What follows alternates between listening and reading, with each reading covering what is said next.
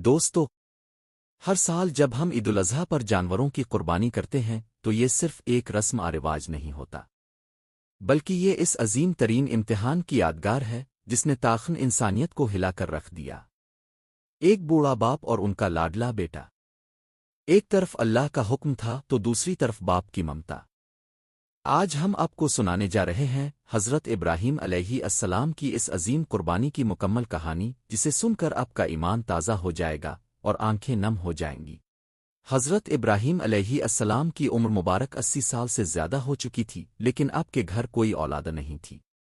انہوں نے اللہ کے حضور گڑ گڑا کر دعا مانگی، اے میرے رب، مجھے ایک نیک بیٹا عطا فرما۔ اللہ تعالیٰ نے اپنے خلیل کی دعا قبول فرمائی اور حضرت اسماعیل علیہ السلام کی صورت میں انہیں ایک انتہائی پیارا، بردبار اور صبر کرنے والا بیٹا عطا کیا۔ ایک بوڑھے باپ کے لیے ان کا یہ بیٹا ان کی آنکھوں کا نور اور دل کا سکون تھا۔ جب حضرت اسماعیل علیہ السلام تھوڑے بڑے ہوئے اور اپنے والد کے ساتھ چلنے پھرنے اور کام کاج کے قابل ہوئے تو امتحان کی گھڑی آ پہنچی۔ حضرت ابراہیم علیہ السلام کو لگاتار 3 راتوں تک خواب میں ایک ہی منظر دکھایا گیا۔ انہوں نے دیکھا کہ وہ اپنے ہی ہاتھوں سے اپنے سب سے پیارے اور لاڈلے بیٹے حضرت اسماعیل کو ذبح کر رہے ہیں۔ حضرت ابراہیم علیہ السلام اللہ کے سچے نبی تھے۔ وہ سمجھ گئے کہ یہ کوئی عام خواب نہیں بلکہ رب العالمین کا حکم ہے۔ اللہ دیکھنا چاہتا تھا کہ ابراہیم کو اپنی اولاد زیادہ پیاری ہے یا اپنا پروردگار۔ حضرت ابراہیم علیہ السلام نے اس عظیم اور کٹھن حکم کا ذکر اپنے معصوم بیٹے سے کیا۔ انہوں نے فرمایا، اے میرے پیارے بیٹے، میں نے خواب میں دیکھا ہے کہ میں تمہیں ذبح کر رہا ہوں، اب تم بتاؤ تمہاری کیا رائے ہے؟ سبحان اللہ! ذرا سوچی اس کمسن بیٹے کے صبر اور ایمان کا عالم۔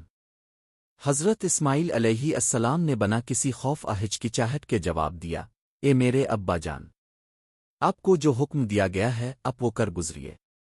انشاءاللہ آپ مجھے صبر کرنے والوں میں سے پائیں گے۔ باپ اور بیٹا دونوں اللہ کی رضا کے آگے سر جھکا کر میں کی طرف چل پڑے۔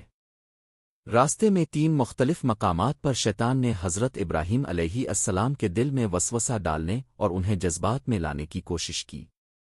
شیطان نے کہا، آپ اپنے اتنے پیارے بیٹے کو کیوں ذبح کر رہے ہیں؟ لیکن حضرت ابراہیم علیہ السلام نے ہر مرتبہ شیطان کو پتھر مارے اور اسے بھگا دیا۔ یہی وہ سنت ہے جو آج ہم حج کے دوران رمی یعنی شیطان کو کنکریاں مار کر پوری کرتے ہیں۔ مینا پہنچ کر حضرت ابراہیم علیہ السلام نے اپنے بیٹے کے ہاتھ پیر باندھ دیے تاکہ وہ تڑپ نہ سکے۔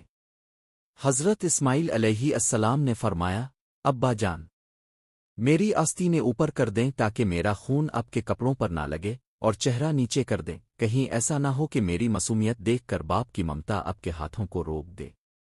حضرت ابراہیم علیہ السلام نے بیٹے کو پیشانی کے بل لٹا دیا، چھری کو تیز کیا، اپنی آنکھوں پر پٹی باندھی تاکہ بیٹے کا چہرہ نظر نہ آئے، اور پوری قوت سے چھری بیٹے کی گردن پر چلا دی۔ لیکن چھری نے اپنا کام نہیں کیا۔ اللہ کے حکم سے چھری کا اثر ختم ہو چکا تھا۔ اسی وقت اللہ کے حکم سے حضرت جبرائیل علیہ السلام جنت سے ایک دمبا لے کر حاضر ہو گئے اور حضرت اسماعیل علیہ السلام کو ہٹا کر اس دمبے کو وہاں رکھ دیا گیا۔ جب حضرت ابراہیم علیہ السلام نے اپنی آنکھوں سے پٹی ہٹائی تو دیکھا کہ ان کا بیٹا سامنے مسکراتا ہوا کھڑا ہے اور پاس ہی ایک جنتی دمبا ذبح ہوا پڑا ہے۔ غیب سے آواز آئی، اے ابراہیم، تم نے اپنا خواب سچ کر دکھایا، ہم نے تمہیں اس عظیم امتحان میں کامیاب کیا۔ دوستو، عید الاضحیٰ کی آمد ہے اور ہم سب قربانی کی تیاریوں میں مصروف ہیں۔ لیکن کیا اب جانتے ہیں کہ قربانی کی قبولیت کے لیے کچھ اہم احکام اور شرطیں ہیں جن کا جاننا ہر مسلمان کے لیے ضروری ہے؟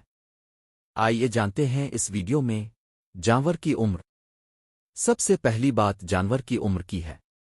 قربانی کے لیے بکرا، بکری، دمبا یا بھیڑ کم از کم 1 سال کے ہونا ضروری ہے۔ گائے، بیل یا بھینس کی عمر کم از کم 2 سال اور اونٹ کی عمر 5 سال ہونا لازمی ہے، ورنہ قربانی نہیں ہوگی۔ 2 جانور کا عیب سے پاک ہونا۔ قربانی کا جانور بالکل تندرست ہونا چاہیے۔ ایسا جانور جو واضح طور پر لنگڑا ہو، اندھا ہو، بہت زیادہ بیمار ہو یا اتنا کمزور ہو کہ خود چل بھی نہ سکے، اس کی قربانی جائز نہیں ہے۔ 3 قربانی کے حصے۔ بکرا، بکری یا دمبا صرف ایک شخص کی طرف سے قربان کیا جا سکتا ہے، جبکہ گائے، بیل، بھینس اور اونٹ میں 7 حصے رکھے جا سکتے ہیں، یعنی 7 لوگ مل کر ایک بڑے جانور کی قربانی کر سکتے ہیں۔ 4 گوشت کی تقسیم۔ قربانی کے گوشت کے 3 برابر حصے کرنا مستحب بہتر ہے۔ ایک حصہ اپنے گھر کے لیے، دوسرا حصہ غریبوں اور مسکینوں کے لیے، اور تیسرا حصہ اپنے رشتہ داروں اور دوستوں کے لیے۔ 5 قصائی کی اجرت۔ ایک بہت اہم مسئلہ جس میں اکثر لوگ غلطی کرتے ہیں، قصائی کو اس کی مزدوری اجرت میں قربانی کا گوشت، چربی جانور کی کھال دینا جائز نہیں ہے۔ قصائی کی مزدوری الگ سے پیسوں کی صورت میں ادا کرنی چاہیے۔ دوستو، اللہ تعالیٰ کو نہ تو قربانی کے جانوروں کا گوشت پہنچتا ہے اور نہ ہی ان کا خون، بلکہ اللہ کے حضور صرف ہماری نیت اور ہمارا تقوی پہنچتا ہے۔ حضرت ابراہیم علیہ السلام کی یہ سنت ہمیں سکھاتی ہے کہ اللہ کی راہ میں اگر اپنی سب سے پیاری چیز بھی قربان کرنی پڑے تو کبھی پیچھے نہیں ہٹنا چاہیے۔ اللہ تعالی ہم سب کی قربانیوں کو اپنی بارگاہ میں قبول و منظور فرمائے، آمین۔ ایسی مزید اسلامی ویڈیوز کے لیے چینل کو سبسکرائب اور ویڈیو کو لائک کریں۔